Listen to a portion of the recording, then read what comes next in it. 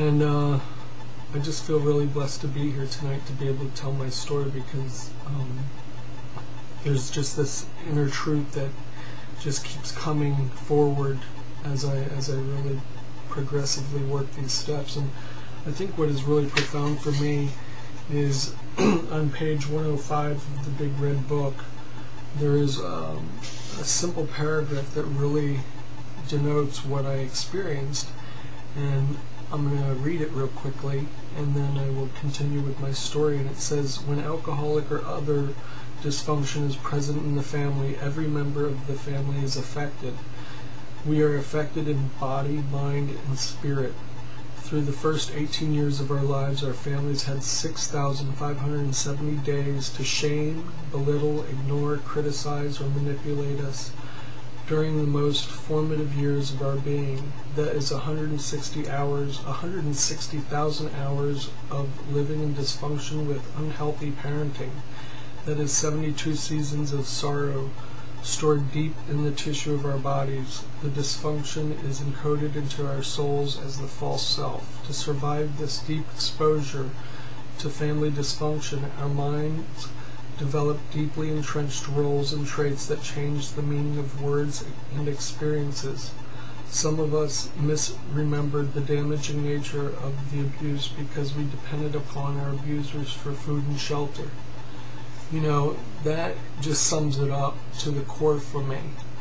And as I really, really focus on getting quiet with that inner child and knowing that my higher power is doing for me what I cannot do for myself, as I put pen to paper to really see my truth for what it is instead of for what I keep thinking it is in my funhouse, in my brain.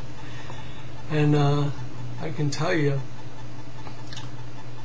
from the moment I was born with a defective heart. I had 3 holes in my heart. They had to do a lung banding within the first 6 months, otherwise I would have died. I had nearly died from pneumonia, I think about 6 times from what I was told. And then by the age of 4, I was raped of my innocence by a gentleman that was renting out the side portion of our home.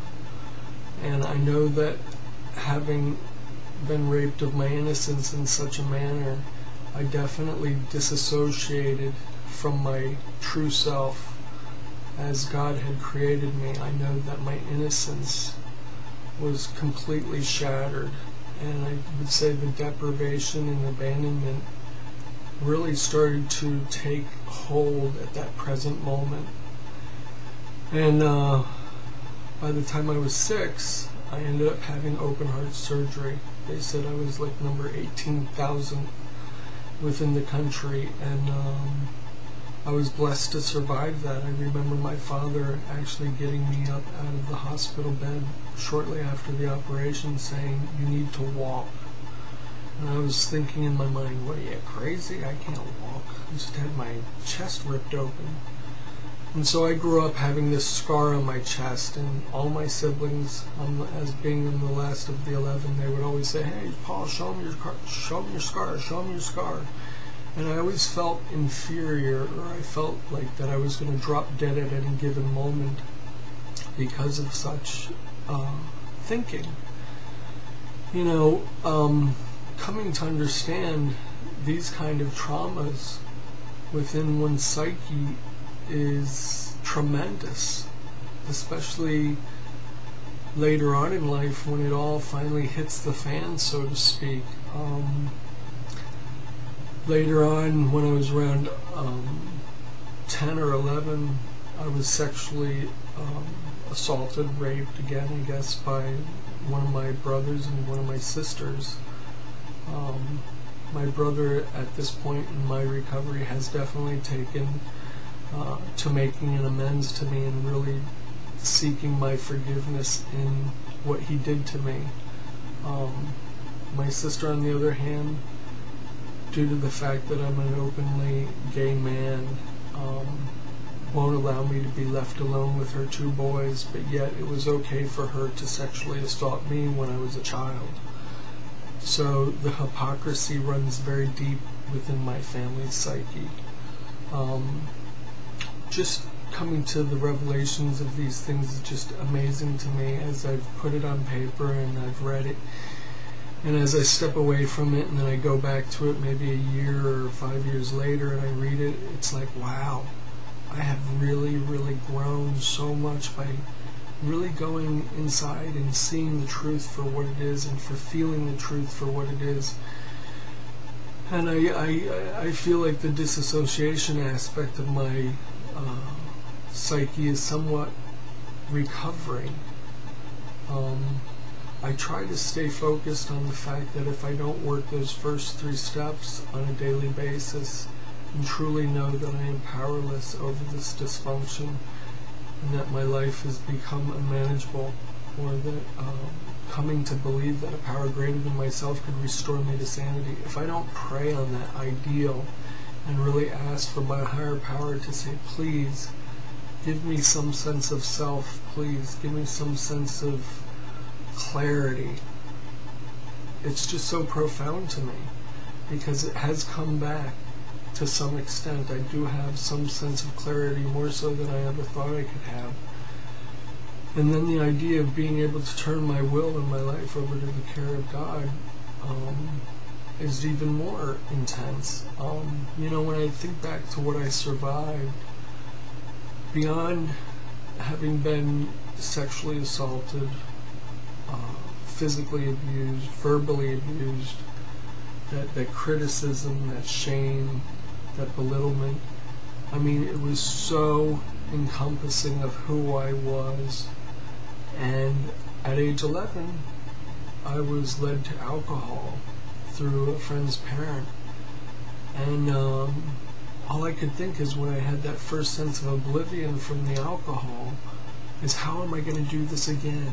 How am I going to get the money to buy this stuff so I can keep getting that feeling of escapism, that feeling of oblivion? And so I did whatever it took for the next 20 years. I lied, cheated, and stole. I think what's really powerful is that when I was 6 years old, I used to sit in the AA meetings with my mother and say, why is she spending all this time with these drunks? Why isn't she not taking care of me? Why doesn't she care about me? And I understand today that she was trying to hold on for dear life for her own sanity. And I guess through my recovery, I'm learning to forgive in ways that I never thought. And I can see that when I take my parents' inventory, as it says in the Tony Ace steps, I get to really understand that, you know, the tree that I fell from, the fruit that I'd become, and I rolled away from that tree.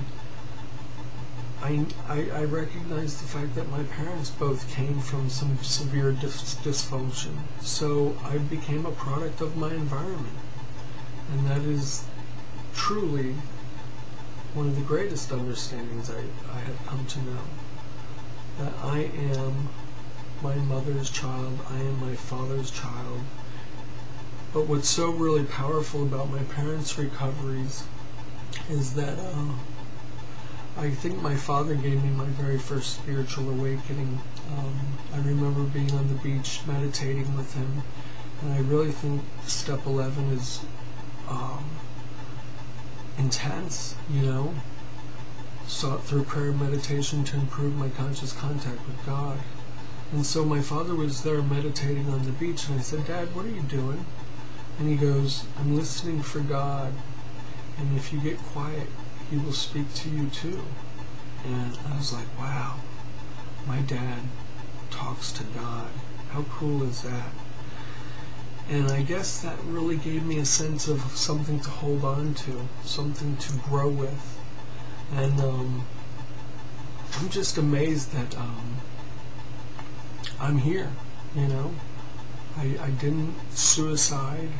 I didn't commit homicide. My stress factor in life was so overwhelming that by the time I was 31 or 2, I had a nervous breakdown.